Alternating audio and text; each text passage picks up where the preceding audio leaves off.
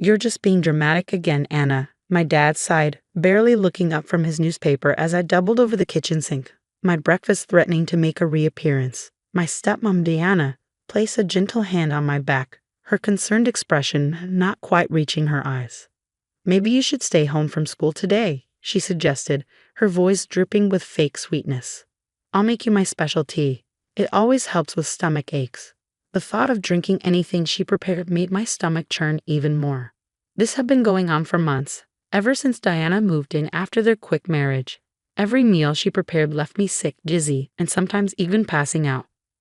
No, I managed to say, straightening up and wiping my mouth. I have a chemistry test today. I can't miss it. Plus, I had started bringing my own lunch to school, and mysteriously, I never got sick when I ate food I prepared myself. Diana's eyes narrowed slightly, but her smile remained fixed. Such a dedicated student, she cooed, turning to my dad. Isn't she amazing, Robert? Dad just grunted, still absorbed in his paper. He hadn't really looked at me since he married Diana 6 months ago. It was like he traded his daughter for his new wife, and I was just an inconvenient reminder of his previous life. I grabbed my backpack and headed for the door, my legs shaky but determined. As I reached for the handle, Diana called out, "Wait, I made you a smoothie for the road. Extra protein to help with your episodes." She held out a travel mug, her perfectly manicured nails tapping against the stainless steel. Something in her eyes made my skin crawl. "Thanks, but I'm running late," I lied, practically running out the door. Behind me, I heard her telling Dad how ungrateful I was, and his murmured agreement made my heart ache. At school, my best friend Olivia took one look at me and frowned. "You look like death warmed over," she said, pulling me aside. "This isn't normal, Anna. How long are you going to ignore what's happening?" I slumped against the lockers, exhausted. What am I supposed to do? Every time I mention feeling sick, Dad says I'm being dramatic. Diana acts concerned, but I trailed off, not wanting to voice my suspicions. "But she's poisoning you," Olivia finished flatly. "We both know it. The episodes only happen when you eat her food. You're fine when you stay at my house or bring your own lunch." "That's crazy," I whispered, but my heart was pounding. "Why would she want to poison me?" "Because you're the only thing standing between her and your dad's inheritance from your mom," Olivia said. "Remember how interested she got when she found out about the trust fund you get at 18? My mom had died 3 years ago, leaving behind a substantial inheritance that would become mine when I turned 18, just 6 months away. Dad had control of it until then, but he couldn't touch the principal, unless something happened to me. I've been documenting everything," Olivia continued, pulling out her phone. "Every time you get sick, what you ate, when it happened. I've even been taking pictures. You've lost 15 pounds in 2 months, Anna. This isn't in your head." Looking at the photos, I barely recognized myself. My normally healthy complexion was pale and drawn, dark circles under my eyes making me look years older. When had this happened? "We need proof," I said finally, my voice shaking. "Real proof, not just suspicions." Olivia squeezed my hand. "My aunt's a nurse at County General. She's working today. Let's skip chemistry and get you a blood test. If Diana is poisoning you, it'll show up." The thought of missing my test made my stomach clench, but not as much as the thought of going home to another one of Diana's special meals. I nodded. 2 hours later, I sat in an exam room while Olivia's aunt drew vials of blood. She didn't ask many questions, but her expression grew increasingly concerned as Olivia listed my symptoms. "The results should be back in a few hours," she said, labeling the last vial. "I'm marking it urgent. Anna, do you have somewhere safe to stay tonight?" The question made my blood run cold. Even the medical professional thought I was in danger. "She can stay with me," Olivia said quickly. "My mom already said it's okay." I sent Dad a text saying I was studying late at Olivia's. His reply was immediate. "Diana's making her famous pot roast. Come home for dinner." My phone buzzed again, this time with a message from Diana. "Don't disappoint your father. Family dinner is important. I made it specially for you." Looking at her message, I felt a chill run down my spine. For the first time, I let myself fully acknowledge what I'd known deep down for months. My stepmom was trying to kill me, and my dad was too blind to see it. "We'll have the results soon," Olivia's aunt said, patting my hand. "Try to rest." But rest was impossible. All I could do was wait and wonder, what would the blood test reveal? And more importantly, what would I do when it did? The hospital waiting room felt like it was closing in on me. Olivia paced back and forth while I stared at my phone, watching the messages pile up. Dad, Diana's worried about you. Come home now. Diana, the pot roast is getting cold, sweetie. I made your favorite gravy. Dad, stop being difficult. You're upsetting Diana. Each message made me feel sicker than the last. My hands shook as I turned off my phone, unable to bear any more of their manipulation. Anna Matthews, a voice called. I looked up to see Olivia's aunt with a doctor I didn't recognize. Their faces were grave. We need to talk about your test results, the doctor said, leading us to a private room. I'm Dr. Martinez, head of toxicology. What we found in your blood work is disturbing. He pulled up some charts on his computer screen. Your blood shows elevated levels of thallium, a highly toxic heavy metal. It's often called the poisoner's poison because it's colorless, odorless, and the symptoms can mimic other illnesses. My heart stopped. Thallium. Yes. It's commonly found in rat poison, but it's strictly controlled. Someone would have to deliberately obtain it and administer it regularly to cause these levels. Dr. Martinez leaned forward. Anna, is there someone who might want to harm you? Before I could answer, the door burst open. A police detective walked in, followed by 2 uniformed officers. I'm Detective Sarah Torres, she said, showing her badge. The hospital called us when they saw your results. We need to ask you some questions. The next hour was a blur. I told them everything. The mysterious illnesses that started when Diana moved in, how I only got sick from her food, the trust fund I'd inherit in 6 months. Detective Torres recorded everything while her partner took notes. We've seen this before, Detective Torres said grimly. The gradual poisoning, the gaslighting, the inheritance motive. Your father's new wife fits the profile perfectly. But my dad, I started, tears finally spilling. He wouldn't let her. Your father might be a victim of manipulation himself, she said gently, or he might be involved. We'll need to investigate both possibilities. Suddenly, my phone rang. Dad again. Detective Torres nodded. Answer it. Put it on speaker. Anna, where are you? Dad's voice was angry. Diana's been cooking all day, and you're being incredibly rude. I'm at the hospital, Dad, I said, my voice shaking. Getting blood tests. For heaven's sake, not this attention-seeking behavior again. Diana was right, you're just jealous of her. Come home now, or what, Dad? I interrupted, finding strength in my anger. Or you'll let her poison me again. Silence. Then Diana's voice in the background. Robert, she's being ridiculous. You know I'd never.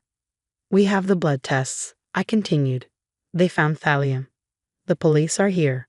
The phone clattered on their end. I heard Diana's muffled voice. They can't prove anything. Robert, tell them. Detective Torres took the phone. Mr. Matthews, this is Detective Torres from Metro PD. Stay where you are. Officers are on their way to your location. She hung up and turned to me. You'll need to stay in the hospital overnight for treatment and monitoring. We'll have officers posted outside your door. What's going to happen now? I asked, feeling overwhelmed. We'll search your house, she explained. If we find thallium, Diana will be arrested. We'll need to determine your father's level of involvement.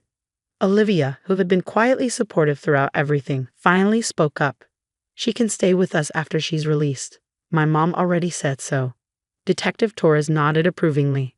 That's good. You'll need a safe place. An hour later, my phone buzzed with a text from our neighbor. Police cars at your house. Diana tried to run. They caught her at the end of the street. I should have felt relieved, but all I felt was tired.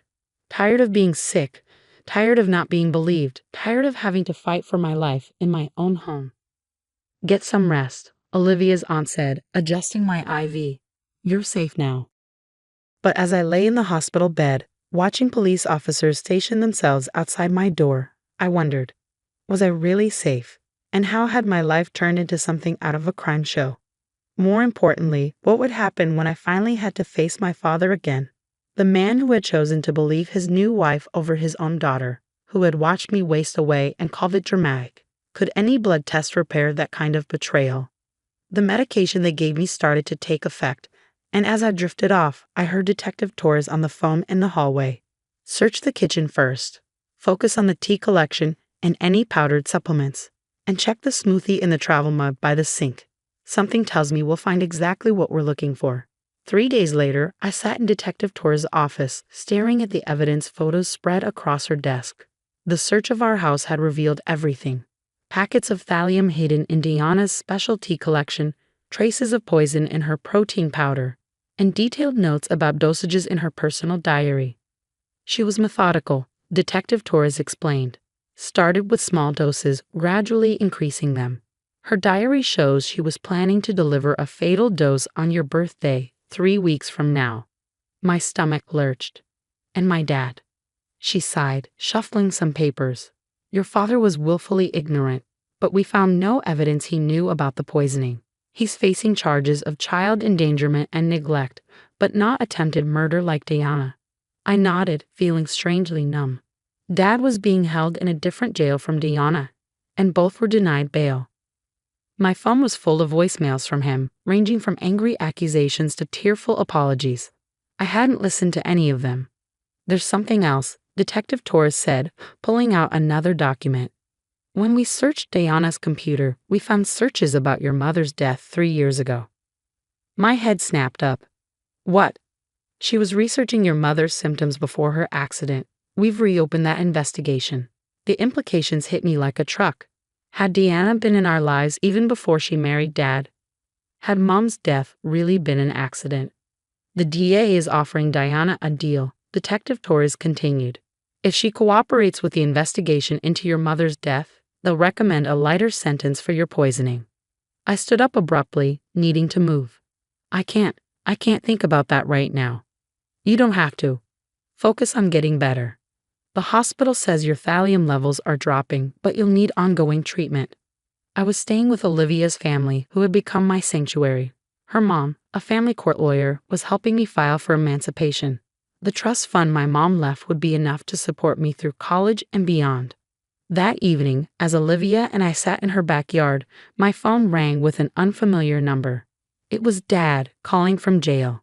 Answer it, Olivia encouraged. You're safe now. He can't hurt you anymore. With shaking hands, I accepted the call.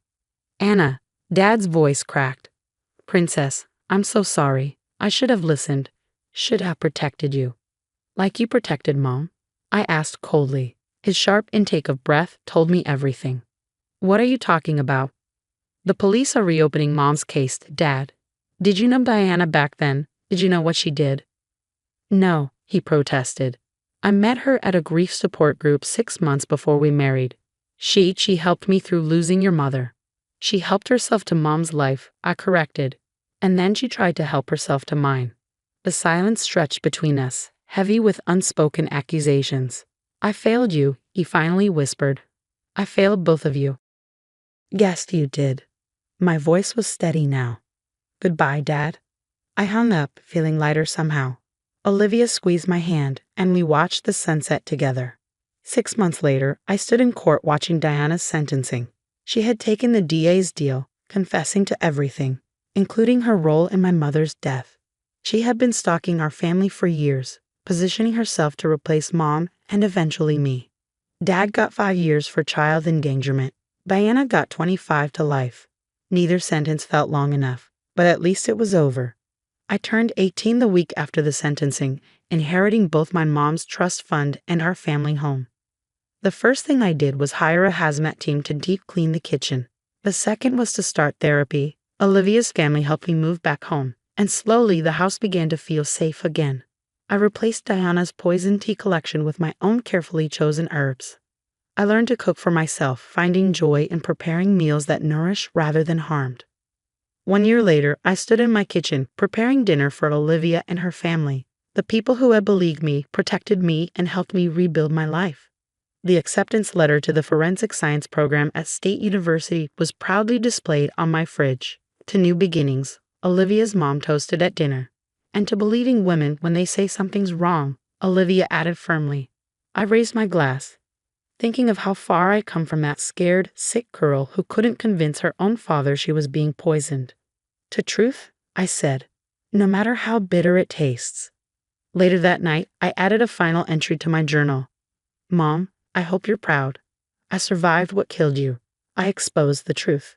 And I promise I'll spend my life making sure no other daughter has to fight so hard to be believed.